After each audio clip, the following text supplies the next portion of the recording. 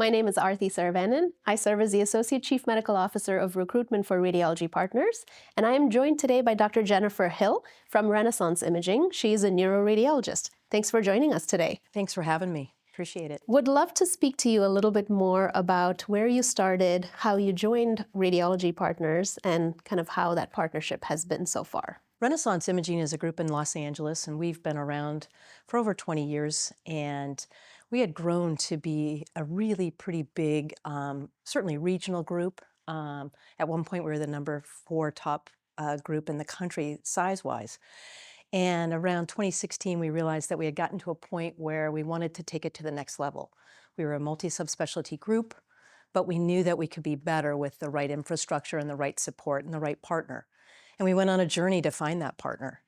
And that journey ended with Radiology Partners. So we joined officially in 2018. And part of that was just that they had the same vision and the same mission and the same values that we did at Renaissance. And we thought it would be a good fit. And they were also a partner that believed that radiologists were at the key part of the organization. Certainly patients first, but then the radiologists were really important. And so that matched what we were looking for.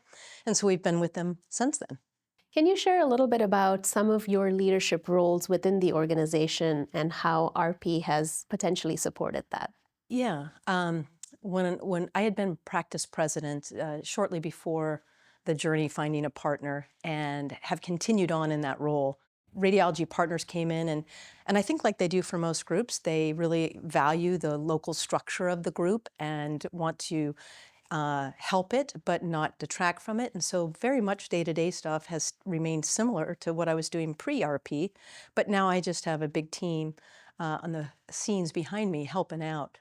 One of the things I didn't realize when I joined RP was that there would be a huge part of the practice that I would have access to. And so I joined the Neuro Advisory Board for a couple of years, and that was really a great opportunity to work with top-notch neuroradiologists and try to just bring the level of neuroradiology up for our whole group. Isn't it amazing how those subspecialty boards work? Where we didn't have access to radiologists from across the country, we now can exchange ideas. It's a click away. We can, I'm able to send cases to colleagues in the Northeast and, I'm in Texas, and it's an amazing opportunity, I think. So I'm glad it's working for you. Yeah, I mean, it really is. I think that, you get so regional when you're in your own private practice. And then to talk to somebody in Texas, probably from your group, about how do you handle code stroke? And it's supportive, it's informative, collaborative. It's really a perk that I think went under-recognized, certainly by me when we joined. No, I think you're absolutely right. I think that is one of the unique features that RP offers. Are there some others that may potentially have stood out to you during the transition and now that you're post-transition within RP, being an RP radiologist for several years?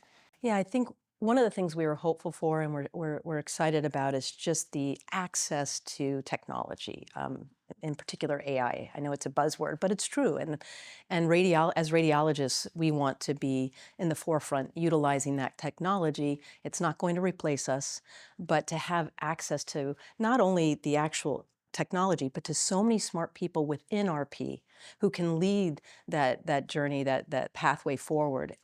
That's been great. I've been sort of shadow involved with AI. We have some amazing people in that arena, and excited to be part of it.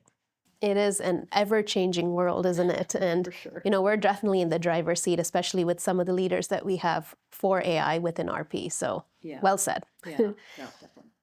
I'd love to hear a little bit more about some of your personal interests and hobbies, outside of the work. What do you do? What is Jen's world like? We're not going to go that deep into Jen's world. That might be too much for most people. Work is huge, right? It's I inherited from my father a bit of a workaholic gene, and so I love to practice, and medicine is very much part of that world. But family and friends are right ahead of that. And I have found that, you can make time for all that you need to do. And in fact, the more time you make for family, friends, and for me, working out, that's my stress reliever. It kind of keeps you holistic and it allows you to do well in all the different arenas. So I think for me, it's work out whenever I can and as often as I can and be with friends and family. I love to hike. I'm trying to learn how to play golf. I am a former soccer player, and so now I have 3 children, and they've all played soccer. And my oldest has married a Brazilian who is an excellent soccer player. His brother, get a load of this, is on the national team for Brazil and is famous worldwide in Brazil. So that's been kind of fun. Wow, You know? that is amazing. Yeah. That's really something to look forward to when it comes to some national level games. I'm sure there's a lot of hype around your household, huh? Soccer is huge in the house, and we have a Brazilian family now, and so that's been a lot of fun. That's amazing. Yeah. You said working out. I love to work out as well. I'm a runner. What do you do? Honestly, I'm addicted to Peloton and the cycling. I like to run, but my knees are not as happy when I do that, but I am really into cycling. That kind of leads me into this whole, I guess, situation of work-life balance, right? You're such a exemplary leader in your practice, and you also kind of have, all of this busy life going on outside of work. How do you kind of manage that? And, you said one of your stress relieves is working out, but how do you find the time to kind of manage both sides and be successful at both? I think it's sort of a can-do attitude, and I'm comfortable, having many things going on. But whenever I'm with somebody, family, very much, kids, spouse, parents, whatever, that's where I am. And I might have a million other things going on, but I try to live in the moment, and I think that that's key. When I'm working out, please don't bother me. I'm really working out. And so I think it's just realizing that each part of those, the work, the family, the friends, and the working out, it makes me happy. And if I can do them all together, is finding time for them, that's when I'm most satisfied. And I guess the next question, kind of part of that, is also your specific experiences on being a female leader, a woman in radiology. We are, of course, the minority within the radiology field, and to be have a successful career, and especially in these leadership positions, it does take some time. And so, do you have any tips or any thoughts you wanted to share on being generally a female radiologist and how you handle that? Yeah, I think it's don't be afraid to get involved. And you will find mentors. You'll find male mentors. I had one, and I have one still, who will see what you can bring to the table, and you can often bring different things than our male counterparts. And I think people will recognize that. You just might have to try and bump up against a few obstacles. I guess one of the things that I think is important is you'll go to a meeting, and there will be seats at the table, and there will be seats around the table. Sit at the table. Have your voice heard. I'm sure you have things to add that they haven't thought about, and we make a difference. And you'll start to see that. I've been doing this for a while now, and you start to see that your voice does matter. So please, women, sit at the table. That's such a great point and such a great reminder. I think, we sometimes are afraid or maybe a little shy to raise our hands for some things, but you're absolutely right. Just step out of your box and Yep. just do it, right? Yep.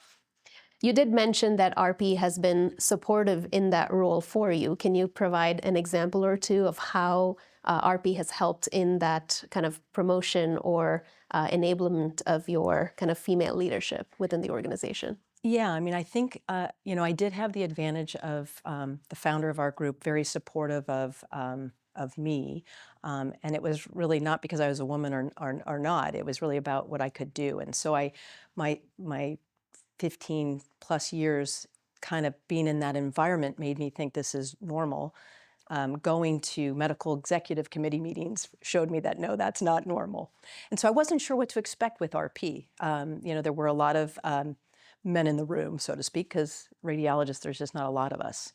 But I felt accepted, I felt valued right away, and I do to this day. I think it's only growing stronger. I think RP is actually making even more of an effort to be inclusive and supportive of women. And we've had to, COVID changed things quite a bit.